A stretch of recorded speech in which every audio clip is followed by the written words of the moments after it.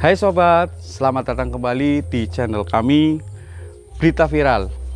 Berita-berita terhangat terupdate di hari ini. Jangan lupa like, komen, dan subscribe-nya. Mantap!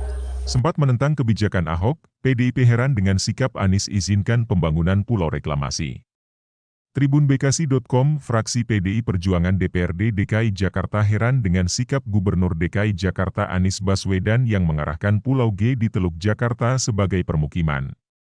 Padahal Anies sempat mengambil langkah hukum untuk menghentikan perizinan sejumlah pulau yang telah memiliki izin mendirikan bangunan, IMB, salah satunya adalah Pulau G. Dulu dia paling menentang soal reklamasi kan gitu, kok sekarang di ujung masa jabatannya yang tinggal beberapa hari lagi mengeluarkan semacam legalitas terhadap pelaksanaan reklamasi, kata Ketua Fraksi PDI Perjuangan DPRD DKI Jakarta Gembong Warsono pada Sabtu, 24 September 2022. Gembong mengatakan, proyek reklamasi yang digagas gubernur sebelumnya Basuki Cahayapurnama alias Ahok memang untuk menambah lahan daratan di ibu kota.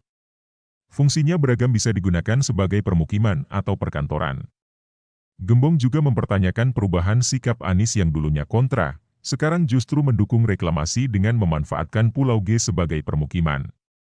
Sebagai pemangku kebijakan, harusnya Anies konsisten dengan janji politiknya saat kampanye Pilkada 2017 lalu. Pulau reklamasikan untuk mengurangi beban daratan, sebetulnya kan gitu. Saya butuh konsistensi saja. Konsistensi janji yang disampaikan ketika tahun 2017 lalu dia akan menghentikan reklamasi, ujar anggota Komisi A DPRD DKI Jakarta itu. Konsistensi yang disampaikan Pak Anies ketika masuk Jakarta, begitu sekarang mau keluar, pensiun, dari Jakarta beliau melegalisasi persoalan izin reklamasi, lanjutnya. Menurut dia, Gubernur Ahok saat itu memberikan izin reklamasi dengan harapan bisa mengurangi beban daratan. Selain itu, kehadiran aktivitas masyarakat di sana bisa menambah sektor pendapatan bagi pemerintah daerah. Kontribusi tambahan 5% diharapkan dapat menambah pendapatan daerah, kan begitu.